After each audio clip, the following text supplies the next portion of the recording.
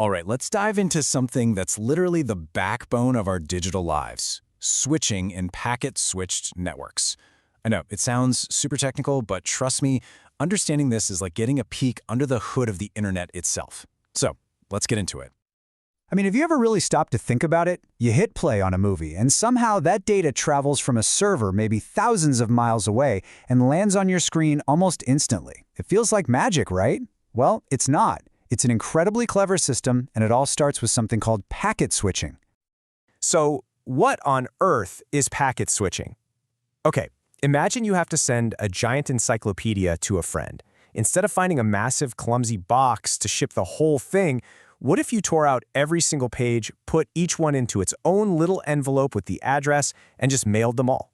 They might take different routes, maybe some get there faster than others, but eventually they all arrive. Your friend just has to put them back in order. That is exactly what packet switching does with your data. It chops it up into these little digital envelopes called packets. And why go through all that trouble? Well, it comes down to two huge things: efficiency and resilience. See, unlike an old-school phone call that hogged an entire dedicated line, packet switching lets millions of us share the same network paths all at once. And here's the best part. If one road is blocked, say there's a network outage, the packets are smart enough to just find another way around. That fault tolerance is what makes the internet so incredibly tough. Without it, things like streaming or cloud computing just wouldn't work at the scale we have today. No way. Okay, so if these packets are like millions of tiny cars zipping down the information superhighway, who's directing all this traffic? Well, that's where network switches come in. You can think of them as the unsung heroes of the internet, the really smart traffic cops of our digital world. The job of a switch sounds simple, but it happens at mind-bending speeds. Every single packet, remember those little envelopes, has a header with address info.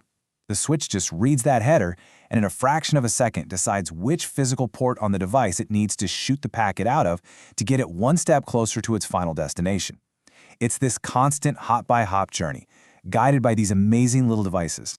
And there's a really cool 5-step process to it. The switch reads the header, sure, but here's the clever part. It also learns. By looking at where a packet came from, it starts building its own little address book of all the devices it's connected to. So the next time a packet comes in for that device, the switch knows exactly where to send it. But what if it gets an address it's never seen before? Well, it basically just sends the packet out to all of its ports, kind of shouting, "Hey, does this belong to anyone here?" Once it gets an answer, it adds that new address to its table. It's a system that's constantly learning and getting smarter. But as you might guess, not all switches do this in the same way. At the heart of all network design, there's this fundamental question: do you want to be fast, or do you want to be right? This creates a huge trade-off between speed and accuracy. And this table just lays it out perfectly. You've got three main flavors. First, there's store and forward. This one's the careful one. It waits for the entire packet to arrive, checks it for any errors, and then sends it along. Super reliable, but a little slower. On the complete opposite end, you have cut through. This one's the speed demon. It reads just enough of the address to know where the packet's going and immediately forwards it. The latency is crazy low, which is absolutely perfect for places like data centers where every microsecond matters. And then right in the middle, you have fragment-free, which is a smart compromise. It checks the first chunk of the packet where most errors happen and then sends it, so you get a nice balance of speed and reliability. Now, to take this a step further, the kind of address a switch uses totally changes its job. A great way to think about it is having local street smarts versus having the big picture map smarts you need for a long-distance road trip. And this is the core difference between Layer 2 and Layer 3 switching. Layer 2 switching uses what are called MAC addresses. Think of that as the unique serial number for a device's network card. It's like a specific house number on your street. It's awesome for fast, simple communication right there in your local network. Layer 3 switching, though, that uses IP addresses. And an IP address is more like a city and a zip code. It's a bit more complex because its job isn't just to talk to the neighbors, its job is to route traffic between totally different networks. It needs those map smarts to navigate the entire internet. This whole idea also helps us understand two basic ways data can get around. What the internet mostly uses is called datagram switching. Every packet is on its own, finding the best path it can at that moment, just like our little envelopes in the mail. It's super flexible. But some networks use a virtual circuit approach. In that case, a single dedicated path is set up before any data gets sent, and then all the packets for that conversation follow the exact same route, kind of like a reserved train track. It's more predictable, but way less flexible if something goes wrong on that track. Okay, so we've just gone through a ton of technical stuff. Why does it all matter? Well, Because these choices, these trade-offs, are exactly how engineers build the high-performance networks we rely on every single day. This is how we build a faster, smarter internet. And you can literally see the impact right here.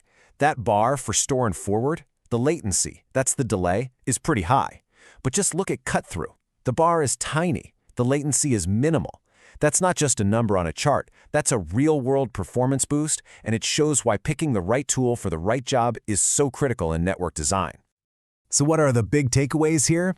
First, it's all about that trade-off. Do you need rock-solid reliability, or do you need blistering speed? The answer depends on what you're doing. Second, adding that Layer 3 intelligence, the map smarts, is what allows networks to scale up from a tiny office to the entire globe. And finally, and this is key, modern networks aren't just one or the other. They're a really sophisticated mix of all these technologies, all working together to give us the best performance possible. So, I'll leave you with this question to think about. Our demand for data, for 8K streaming, for AI, for things we haven't even invented yet, is exploding. Looking ahead, what do you think is going to be more important for the future of the internet? Pushing for absolute raw speed or focusing on guaranteed, error-free reliability? That's the trade-off that will define the next generation of our digital world. Let me know what you think. Thanks for tuning in.